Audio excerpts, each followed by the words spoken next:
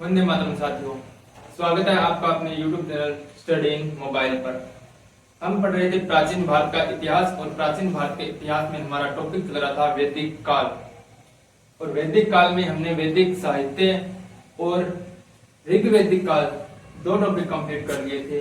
देखिए, वैदिक काल को दो भागों में बांटा गया था, एक होता है ऋग्वैदिक काल और दूसरा था उत्तर वैदिक काल। पिछली क्लास में हमने ऋग्वैदिक काल के बारे में पढ़ लिया था, उनका सामाजिक जीवन, उनका राजनीतिक जीवन, कौन कौन से धर्म देवता मानते थे या बोलेंगे उनका धार्मिक जीवन, इन सब के बारे में हमने चर्चा कर ली थी। अब देखिए दूसरा, दो पार्टों में बांटा था, पहला ऋग्वैदिक था, दूसरा उत्तर वैदिक काल। अब देखिए उत्तर वैदिक काल के बारे में। उत्तर वैदिक काल का जो टाइम पीरियड है वो है 1000 से 600 BC। इसका जो टाइम पीरियड है वो कितना है, 1000 से 600 BC। देखिए दोनों को आज कंपेयर करके पढ़ना पड़ेगा, उत्तर ऋग्वैदिक काल और उत्तर वैदिक काल को।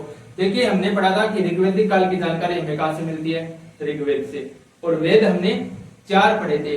अगर ऋग्वेद काल की जानकारी ऋग्वेद से मिलती है तो उत्तर वैदिक काल की जानकारी कहां से मिलेगी। तो देखिए ऋग्वेद को छोड़ दो, कौन सा, सामवेद, अथर्ववेद और यजुर्वेद, इन 3 वेदों से हमें क्या मिलती है, उत्तर वैदिक काल की जानकारी मिलती है।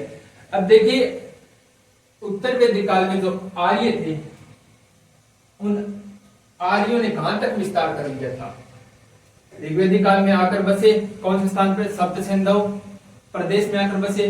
तो अब उत्तर वैदिक काल में उन्होंने अपने स्थान का विस्तार किया और वो कहां तक आ गए, गंगा यमुना दोआब तक। कहां तक, गंगा यमुना दोआब तक। गंगा यमुना दोआब तक इन्होंने अपने क्षेत्र का क्या कर लिया था, विस्तार कर लिया था। और कहते हैं कि गंडक नदी, क्या, गंडक नदी, इसे प्राचीन समय में सदानीरा बोलते थे। कौन सी, सदानीरा। इनकी क्या थी, पूर्वी सीमा थी। क्या थी, पूर्वी सीमा। विस्तार कहां तक कर लिया था, गंगा यमुना दोआब तक। और इनकी पूर्वी सीमा कहां तक थी, गंडक नदी। और गंडक नदी को प्राचीन समय में क्या बोलते थे, सदानीरा। देखिए हमने पढ़ा था कि ऋग्वैदिक काल में हमें एक पर्वतमाला का उल्लेख मिलता है, और वो पर्वत कौन सा था, मुंजवंत पर्वत। लेकिन उत्तर वैदिक काल में हमें 3 पर्वतों का उल्लेख मिलता है। 3 कौन कौन से हो गए, देखिए त्रिकुद पहला तो हो गया, त्रिकुद, दूसरा केंज, त्रिकुद, केंज और मेनाक। तीसरा कौन सा है, मेनाक। इन 3 पर्वतों का क्या मिलता है, उल्लेख मिलता है। कौन सा, त्रिकुंद, केंज और मेनाक। देखिए उत्तर वैदिक काल का टाइम पीरियड क्या है, 1000 से 600 BC। जानकारी कहां से मिलती है, सामवेद, अथर्ववेद और यजुर्वेद से। कहां तक क्षेत्र का विस्तार कर लिया था, गंगा यमुना दोआब तक। और गंडक नदी कौन सी थी, पूर्वी सीमा थी इनकी। और 3 पर्वतों का उल्लेख मिलता है, त्रिकुंद, केंज और मेनाक। अब देखिए इनका सामाजिक जीवन। हमने पिछली क्लास में पढ़ा था कि ऋग्वैदिक काल के लोगों का या ऋग्वैदिक काल के आर्यंस का सामाजिक जीवन किस प्रकार था। तो यहाँ पर भी हम उत्तर वैदिक काल के आर्यंस का क्या देखेंगे, सामाजिक जीवन। तो देखिए सामाजिक स्थिति बोल दो या सामाजिक जीवन बोल दो, अब दोनों को कंपेयर करके पढ़ना है। कंपेयर करके पढ़ेंगे तो आसानी रहेगी। हमने ऋग्वैदिक काल में देखा था कि समाज कौन सा था, पितर सत्तात्मक संयुक्त परिवार थी। तो यहां पर भी क्या है, समाज तो है पितर सत्तात्मक, पितर सत्तात्मक। और परिवार भी कौन से हैं, संयुक्त परिवार है। तो यहां उत्तर वैदिक और ऋग्वैदिक काल में कोई परिवर्तन नहीं आया। और ऋग्वैदिक काल में हमने पढ़े थे 4 वर्ण। कितने वर्ण? 4 वर्ण। यहाँ पर भी क्या है, वर्ण व्यवस्था कितने भागों में बांटी गई है? 4 वर्णों में।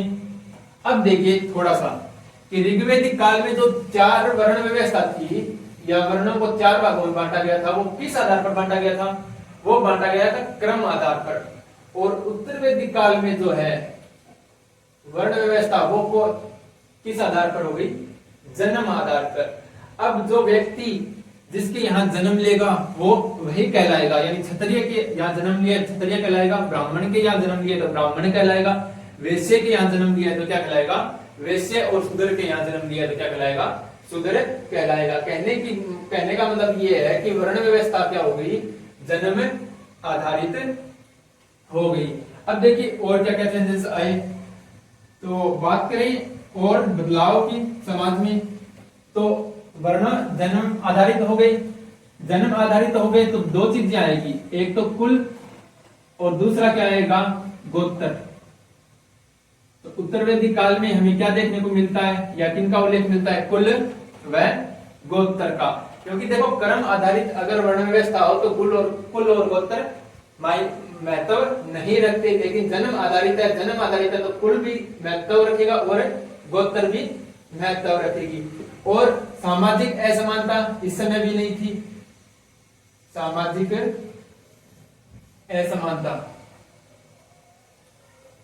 असमानता अभी तक नहीं आई थी, नहीं तो ऋग्वैदिक काल में थी और न ही उत्तर वैदिक काल में। अब थोड़ा सा देखिए, हमने ऋग्वैदिक काल में पढ़ा था, अगर आपको याद है तो, कि उस समय क्या थी? महिलाओं की स्थिति अच्छी थी। महिलाओं की स्थिति उत्तर वैदिक काल में भी अच्छी थी, लेकिन दोनों का कंपेयर करें ऋग्वैदिक काल और उत्तर वैदिक काल का, तो इन दोनों के कंपैरिजन में उत्तर वैदिक काल में महिलाओं की स्थिति में क्या आ गई थी? गिरावट आ गई थी। महिलाओं की स्थिति में गिरावट आई। क्या आई? गिरावट आई। सर हम कैसे कह सकते हैं कि महिलाओं की स्थिति में क्या आ गई थी?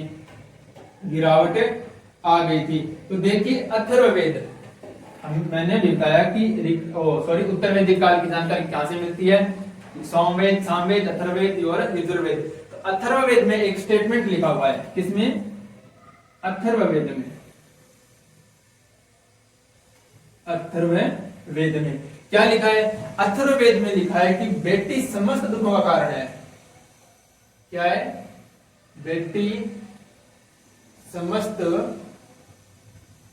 दुखों का कारण है। यह स्टेटमेंट हमें अथर्ववेद में देखने को मिलता है। इस आधार पर हम कह सकते हैं कि यह महिलाओं की स्थिति में क्या आई थी?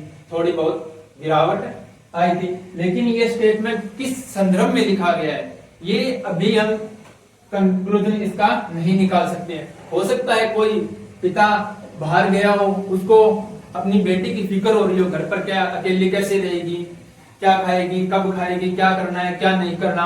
हो सकता है उस संदर्भ में उसने बोला हो कि क्या है, बेटी क्या है? दुखों का कारण है, क्योंकि फिक्र तो पिता को लगी रहती है। और हो सकता है कि कोई ऐसा ही कार्य हुआ होगा कि महिलाओं की स्थिति में क्या आई? गिरावट आई। या कुछ बोल सकते हैं कि महिलाएं उस समय सच में क्या थी? दुखों का कारण हो गई। एक स्टेटमेंट हमें और मिलता है, कहां से? मैत्रेयी संहिता। मैत्रेयी संहिता से। और यह स्टेटमेंट क्या है? इसमें लिखा है कि महिला क्या? महिला शराब व जुए के समान, शराब व जुए के समान बुराई है। क्या है? शराब व जुए के समान बुराई है। ये 2 स्टेटमेंट हमें देखने को मिलते हैं और इसी आधार पर हम क्या कहते हैं कि ऋग्वैदिक काल की तुलना में उत्तर वैदिक काल में महिलाओं की स्थिति में क्या आई थी? गिरावट आई थी। देखिए हमने पढ़ा था ऋग्वैदिक काल में विधवा पुनर्विवाह होते थे। विधवा पुनर्विवाह यहाँ भी हो रहे हैं। क्या हो रहे हैं? विधवा पुनर्विवाह यहाँ भी हो रहे हैं। नियोग प्रथा ऋग्वैदिक काल में भी प्रचलित थी कौन सी? नियोग प्रथा। और उत्तर वैदिक काल में भी क्या है? प्रचलित है। और हमने क्या देखा था ऋग्वैदिक काल में? देखिए ऋग्वैदिक काल में देखा था कि हमने दहेज और बाल विवाह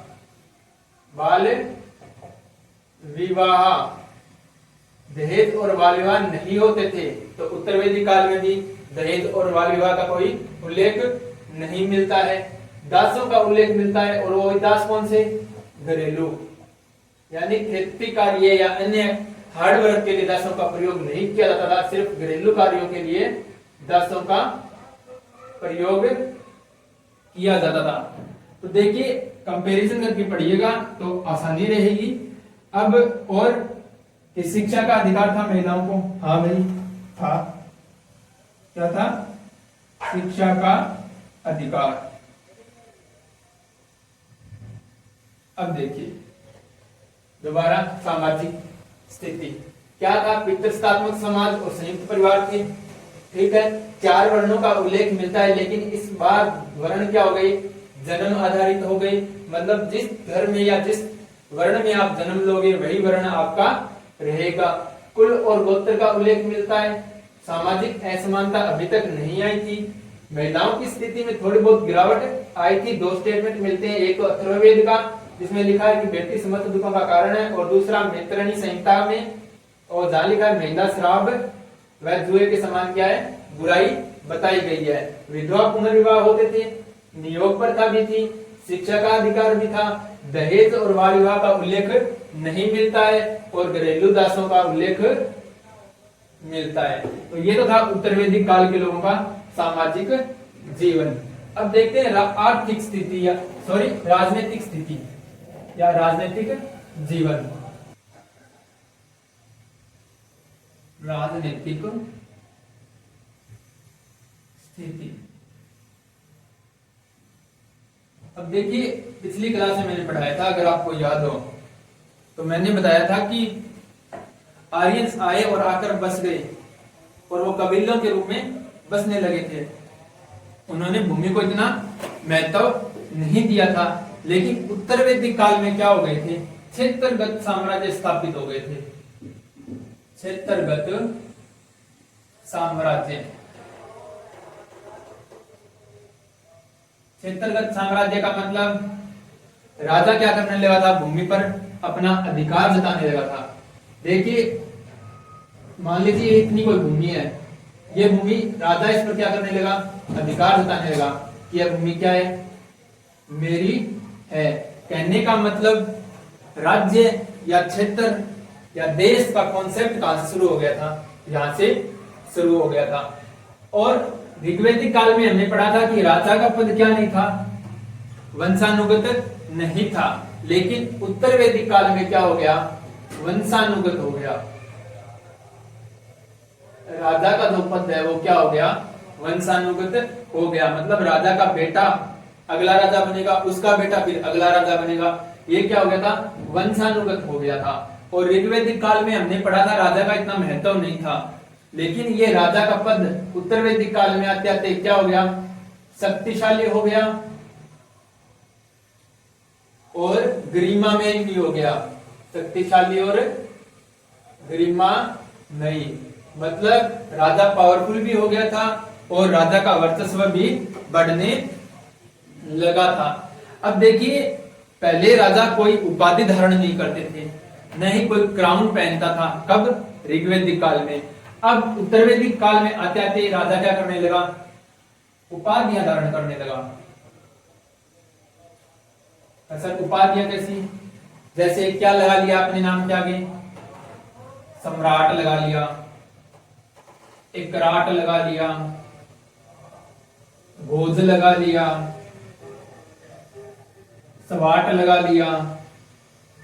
ये इस प्रकार की क्या उपाधियां धारण करने लगा। और क्या पहनने लगा? क्राउन। क्या पहनने लगा? क्राउन यानी ताज। क्या क्या बदलाव आए? क्षेत्रगत साम्राज्य क्या हो गया? स्थापित हो गया। राजा का पद क्या हुआ? वंशानुगत हो गया। राजा शक्तिशाली और गरिमामय पद हो गया। और क्या हुआ? उपाधियां धारण करने लगा। कौन सी? सम्राट, एकराट, भोज, स्वाट आदि ये उपाधियां धारण करने लगा, क्राउन पहनने लगा, और क्या करने लगा, और करने लगे राजा यज्ञ। क्या करने लगे, यज्ञ करने लगे। और उत्तर वैदिक काल में 3 यज्ञों का उल्लेख मिलता है। कौन सा, तो पहला देखिए राजसूय,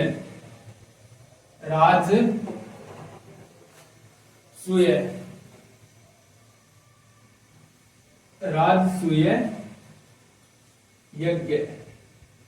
ये कब करता था राजा, मान लीजिए कोई राजा नया बनाए, उसका क्या हो रहा है, राज्य अभिषेक। क्या हो रहा है, राज्याभिषेक। तो राज्याभिषेक के समय जो यज्ञ होता था उसको बोलते थे राजसूय यज्ञ।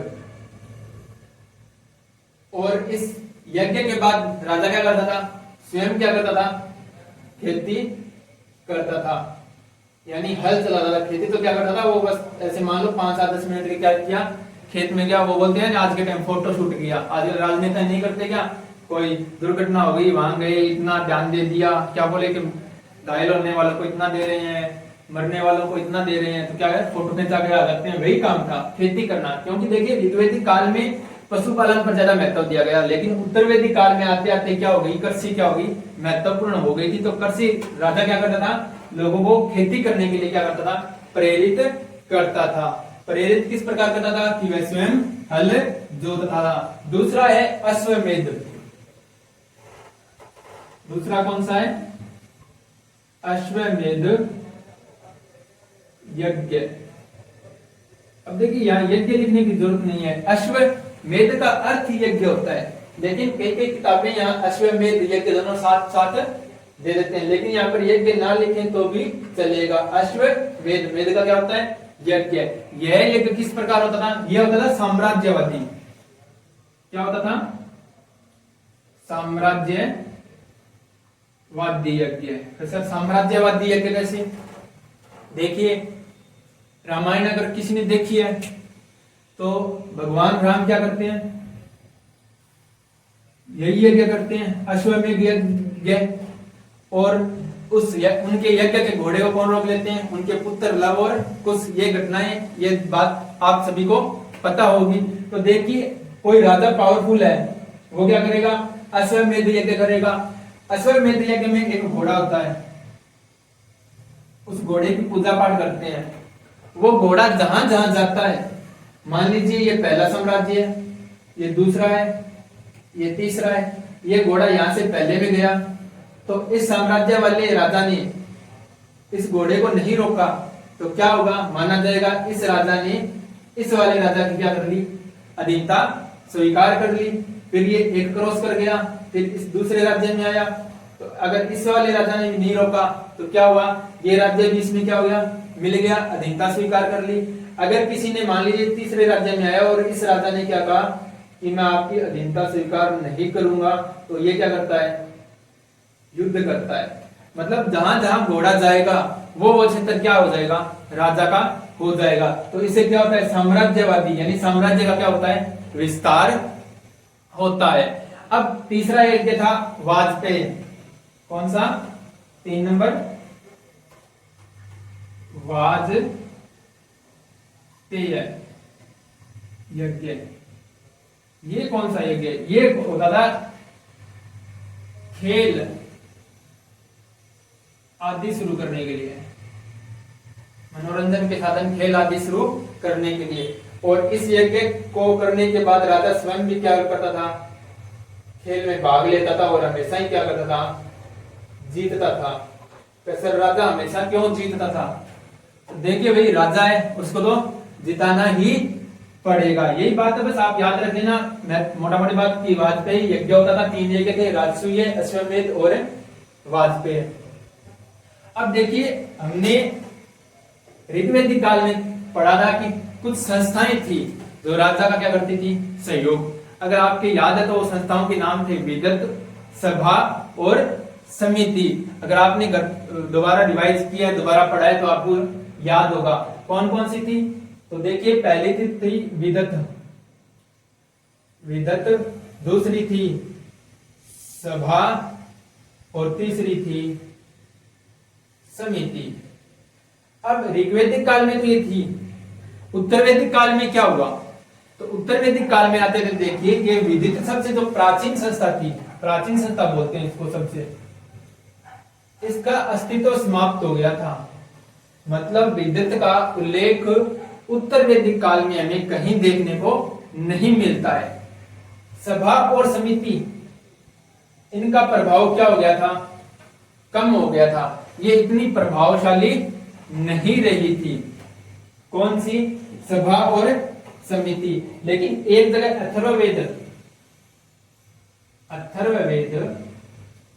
अथर्ववेद में एक स्टेटमेंट दिया गया है, क्या?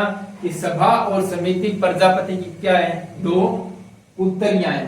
क्या बताई गई? प्रजापति यानी राजा, राजा की क्या बताई गई है? दो पुत्रियां। लेकिन फिर भी इनका इतना अस्तित्व नहीं रहा था, ये महत्वपूर्ण इतनी नहीं रही थी। विदित तो समाप्ति हो गई थी, उल्लेख नहीं मिलता उत्तर वैदिक काल में। और देखिए क्या क्या है, हमने ऋग्वैदिक काल में पढ़ा था, मैंने बताया था कि बलि याद रखना आप। कौन सा शब्द? बलि। मैंने बोला भी था कि आगे काम आएगा।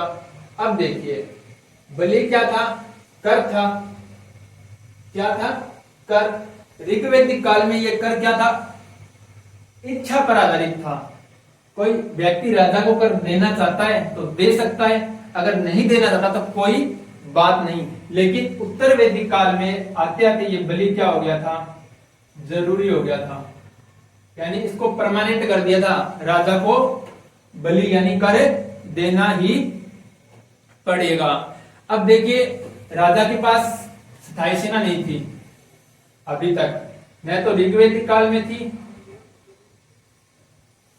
स्थायी सेना नहीं, न ही उत्तर वैदिक काल में राजा के पास कोई स्थायी सेना थी। तो ये तो था उत्तर वैदिक काल के आर्यंस का क्या था? राजनीतिक स्थिति या राजनीतिक जीवन। क्या कि राजा का पद क्या हो गया? वंशानुगत हो गया, शक्तिशाली भी हो गया और गरिमा में भी हो गया। साथ में क्या हुआ? क्षेत्रगत साम्राज्य स्थापित होने लगे। मतलब अलग अलग राजा अपने क्षेत्र पर अधिकार जताने लगे कि ये मेरा क्षेत्र है, यहाँ का राजा मैं हूं। और क्या? उपाधियां धारण करने लगे। कौन कौन सी? सम्राट, सवाट, एकाराट, भोज आदि ये उपाधियां भी धारण करने लगे। और क्या पहनने लगे? क्राउन भी पहनने लगे। 3 यज्ञों का उल्लेख मिलता है, यज्ञ करते थे। कौन से? राजसूय, अश्वमेध और वाजपेयी। सभा और समिति का महत्व कम हो गया था, विदित खत्म हो गई थी। बलि जो ऋग्वैदिक काल में कर था वो इच्छा अनुसार था, अब परमानेंट कर दिया गया, स्थायी कर दिया था। राजा के पास अभी भी स्थायी सेना नहीं थी। अब देखिए उत्तर वैदिक काल के लोगों की आर्थिक स्थिति। अब देखिए उत्तर वैदिक काल के लोगों का आर्थिक जीवन या आर्थिक स्थिति। आर्थिक स्थिति देखिए ऋग्वैदिक काल में हमने देखा था कि आर्यंस किस पर थे? आश्रित थे पशुओं पर, और पशुओं में भी कौन सा? गाय व घोड़ा। कृषि पर इतना ध्यान उन्होंने नहीं दिया था। लेकिन उत्तर वैदिक काल में आते आते इनकी अर्थव्यवस्था क्या हो गई थी? कृषि आधारित हो गई थी। गाय और घोड़ा अभी भी प्रिय पशु था, लेकिन कृषि पर उन्होंने क्या किया? अधिक ध्यान देना शुरू कर दिया। और कहा जाता है कि अथर्ववेद के अनुसार, इसके अनुसार अथर्ववेद के अनुसार, अथर्ववेद के अनुसार एक राजा था। कौन सा? पृथुवेन्यु।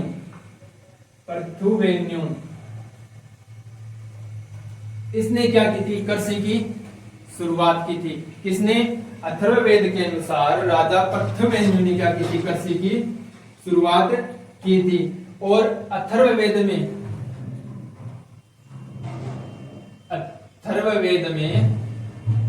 क्या मिलता है? कृषि विधियों का उल्लेख। कृषि विधियों का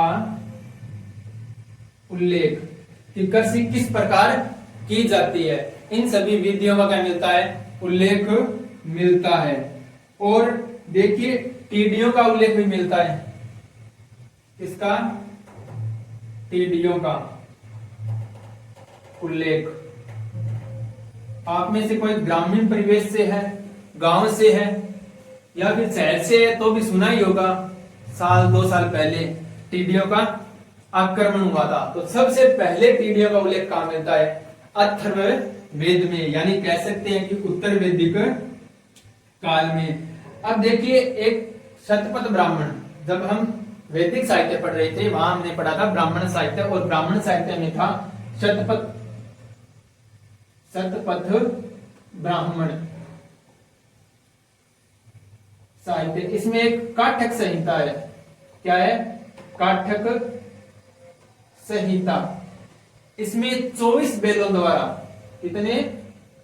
24 बेलों द्वारा एक हल खींचने का उल्लेख मिलता है। क्या? एक हल। कोई हल था, उसको कितने बेलों ने खींचा? 24 बेलों ने। इसका क्या मिलता है? उल्लेख मिलता है। अब देखिए, खेती तो करते ही थे, साथ में क्या करते थे? पशुपालन। और खेती करते थे तो क्या होने लगा? अधिशेष उत्पादन।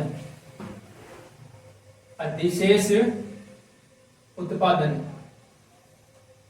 अधिशेष उत्पादन क्या होता है? देखिए कि हमें जरूरत तो है 5 क्विंटल अनाज की, लेकिन हमने खेती की और हमारे पास कितना हो गया? 20 क्विंटल अनाज। क्या हो गया? 20 क्विंटल। जरूरत कितने की है? 5 की। वो कितना रहा है? 20। तो 15 क्विंटल एक्स्ट्रा हो गया। इसको बोलते हैं अधिशेष उत्पादन। अब देखिए, इस अधिशेष उत्पादन पर क्षत्रियों का अधिकार माना जाता है। किनका? क्षत्रियों का।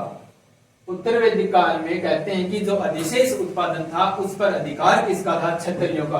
और क्षत्रियों का मतलब ये नहीं सभी क्षत्रिय है, मान तो क्षत्रियों का अर्थ क्या है? राजा। अधिशेष उत्पादन पर किसका अधिकार था? राजा का अधिकार था। अब देखिए, अधिशेष उत्पादन होने लगा तो क्या शुरुआत किसकी शुरुआत हो जाएगी? मंडियों की। क्या होगा? मंडियां लगेगी। मंडियां लगेगी तो क्या होगा? शहरीकरण होगा। क्या होगा? शहरीकरण। यानी बोल सकते हैं कि अधिशेष उत्पादन होने के कारण उत्तर वैदिक काल के अंत में क्या होने लगी थी?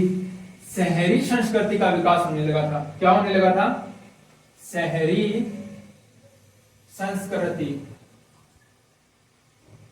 का विकास होने लगा था। अधिशेष उत्पादन हो गया तो कुछ उद्योग धंधे भी उत्पन्न हुए। कौन से? जैसे कपड़ा उद्योग, चमड़ा उद्योग और धातु उद्योग। ये कुछ उद्योग धंधे भी पनपने लगे थे। अब देखिए कि उद्योग धंधे पनपने लगे, ठीक है, लेकिन मुद्रा का अभी तक हमें कोई उल्लेख नहीं मिलता। किसका? मुद्रा का। न तो मुद्रा का उल्लेख ऋग्वैदिक काल में है, न ही उत्तर वैदिक काल में। अगर मान लो मुद्रा नहीं है तो व्यापार कैसा होगा? मैंने पहले ही बताया था। कैसा? वस्तु विनिमय।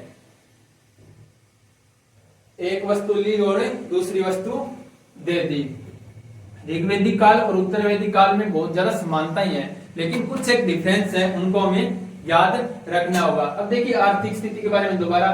क्या है? आर्थिक स्थिति कृषि आधारित हो गई थी। ऋग्वैदिक काल में क्या था? पशु आधारित थी। पशु को ज्यादा महत्व दिया जाता था। अथर्ववेद में के अनुसार कहा जाता है कि राजा पृथ्वेनु ने क्या की थी? कृषि की शुरुआत की थी। और अथर्ववेद में कृषि की विधियों का उल्लेख भी मिलता है, टिड्डियों का भी उल्लेख मिलता है। और शतपथ ब्राह्मण है, उसके काठक संहिता में 24 बेलों द्वारा एक हल खींचे जाने का क्या मिलता है? उल्लेख मिलता है। और क्या हुआ? अधिशेष उत्पादन होने लगा। अधिशेष उत्पादन पर अधिकार किसका होता था? क्षत्रियों का, यानी राजाओं का। मंडियां स्थापित होने लगी। मंडियां स्थापित होने लगी तो शहरीकरण हुआ। शहरीकरण तो हम बोल सकते हैं कि शहरी संस्कृति का क्या होने लगा? विकास होने लगा। ये हालांकि उत्तरकाल के अंत में जाकर शुरू हुआ था। कपड़ा, चमड़ा और धातु उद्योग भी शुरू हो गए थे। मुद्रा नहीं थी, वस्तु विनिमय व्यापार होता था। अब देखते हैं इनका धार्मिक जीवन या धार्मिक स्थिति किस प्रकार थी। अब देखिए, धार्मिक स्थिति। धार्मिक स्थिति धार्मिक स्थिति की बात करें तो वही बहुदेववाद, एकेश्वरवाद, एकाधिदेववाद, इन सब का क्या था, प्रचलन था। क्या, बहुदेववाद। इनके बारे में हमने ऋग्वेदिक काल यानी पिछली क्लास में चर्चा कर दी थी। एकेश्वरवाद और एकाधिदेव, एकाधिदेववाद,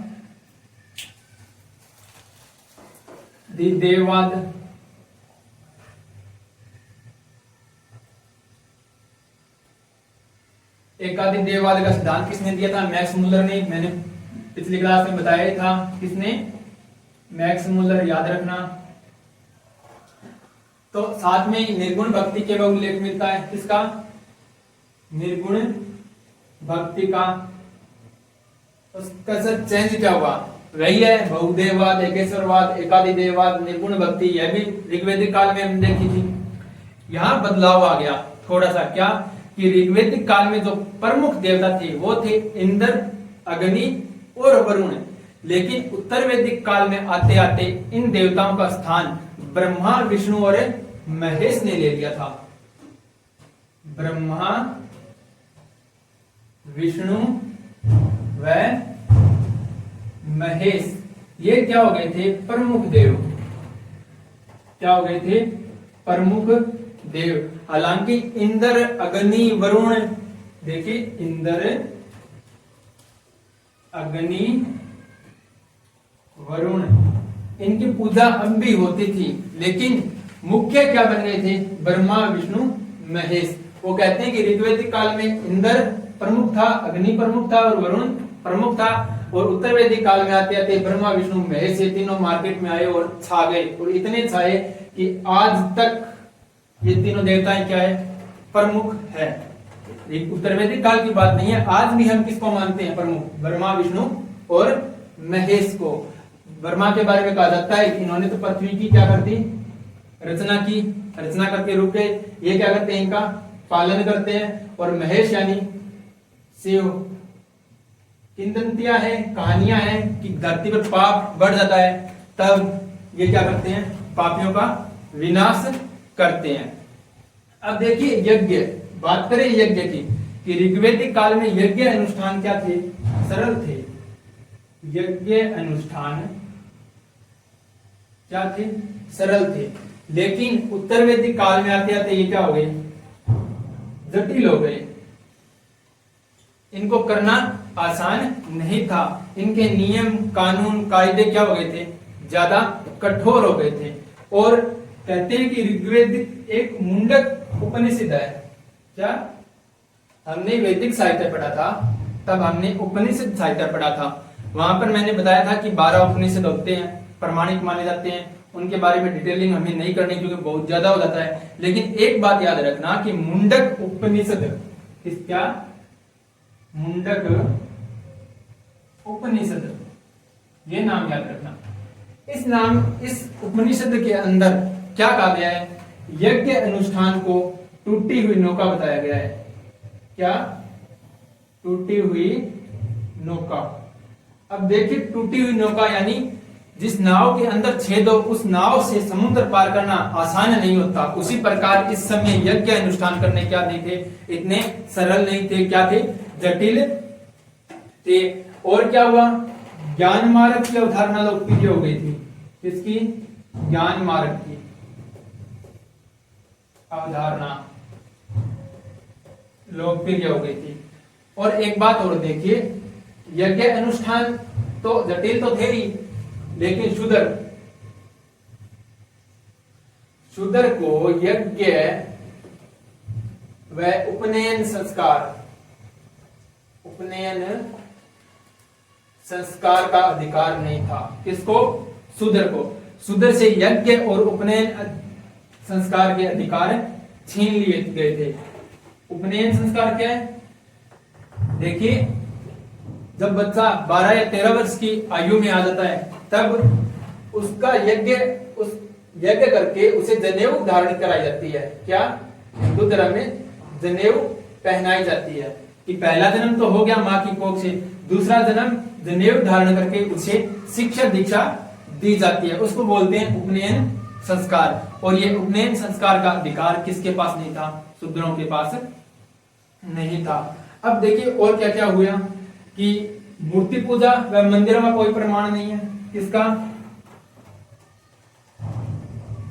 मूर्ति पूजा व मंदिरों का क्या नहीं है? कोई प्रमाण नहीं मिलता है। और मूर्ति पूजा और मंदिरों का प्रमाण हमें ऋग्वेदिक काल में भी नहीं मिला था। देखिए उत्तर वैदिक काल में, ऋग्वेदिक काल में सिर्फ देवता पूजे जाते थे, एक विश्वास होता था। लेकिन उत्तर वैदिक काल में क्या हुआ? उत्तर वैदिक काल में आते आते काले जादू,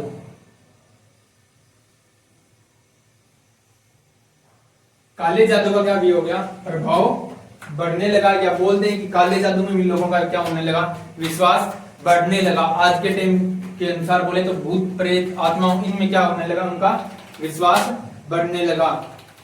और क्या होने लगा कि देखिए इसके साथ साथ मोक्ष की अवधारणा लोकप्रिय हो गई। इसकी मोक्ष, तो ये तो था धार्मिक जीवन। क्या था? बहुदेववाद, एकेश्वरवाद, एकाधिदेववाद और निर्गुण भक्ति क्या थी?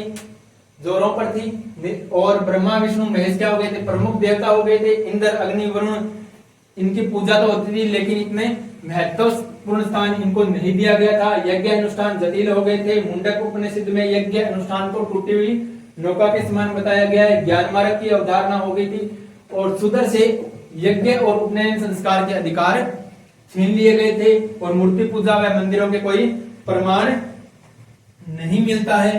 अब देखिए ऋग्वेदिक काल और उत्तर वैदिक काल, इन दोनों को अगर आप कंपेयर करके पढ़ोगे तो ज्यादा आसानी से याद होगा। कुछ चीजें सेम है, कुछ चीजें बदली गई है। तो ध्यान से पढ़ना, को कुछ नहीं है, रिवाइज करना। 5-7 मिनट में आपको पूरा वैदिक काल क्या हो जाएगा? याद हो जाएगा। इतना कुछ नहीं है। सिंधु घाटी सभ्यता में तो कहां से कुल्हाड़ी मिली, कहां से मटका मिला, कहां से ईंटें मिली, कहां से मूर्ति मिली, इन सब चीजों का याद रखना ये सिंपल सा है, कुछ नहीं है। दोनों में सिमिलरिटी है, समानता है। अगर 2 या 4 या 5-10 मिनट आप रिवाइज करोगे तो आपको याद हो जाएगा। आज के लिए इतना ही। जय हिंद।